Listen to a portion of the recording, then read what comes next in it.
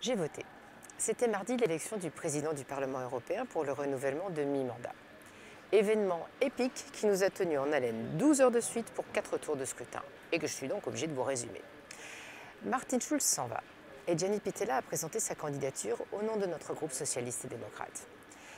Il y avait en fait 7 candidats au départ.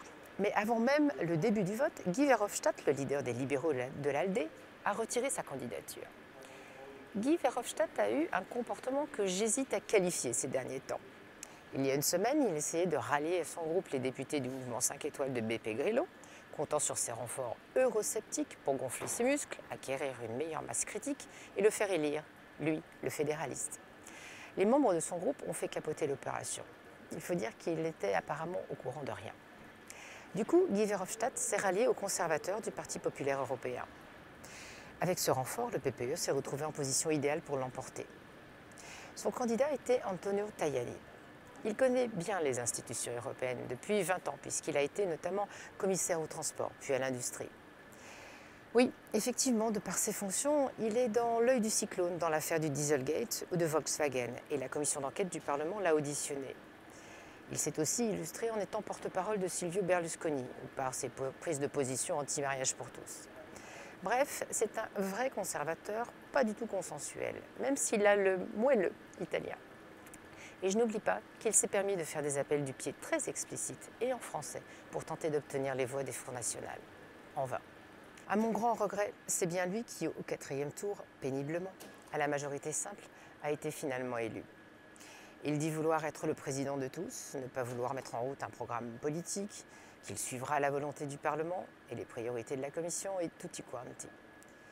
Bref, j'ai un peu la crainte que tout ceci tourne à une présidence sans politique dedans.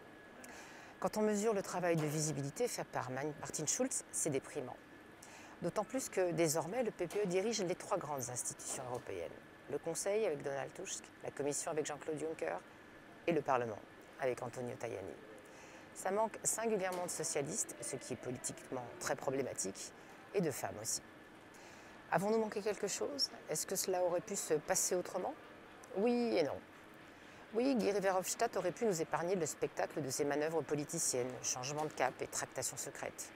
Mais non, un autre résultat aurait été difficile à obtenir, car il faut bien admettre que la droite est majoritaire dans cette enceinte, et qu'en plus, elle a su obtenir le renfort des conservateurs eurosceptiques. Logiquement, il n'y a pas eu de miracle, et ce résultat reflète la polarisation de ces dernières semaines. L'avantage aussi, passé un peu inaperçu pour le grand public, c'est que le groupe SED a fait exploser le système de coalition au Parlement européen, considérant son illisibilité et surtout son inefficacité à trouver des solutions, pourvu que ça dure, et que le train-train ne reprenne pas le dessus. Bon, il y a un domaine où les députés n'ont pas bouleversé les règles de représentativité et de répartition des postes entre familles politiques, il s'agit des vice-présidences. Les votes ont eu lieu mercredi et c'est donc avec grand plaisir que je vous annonce ma réélection comme vice-présidente. À bientôt!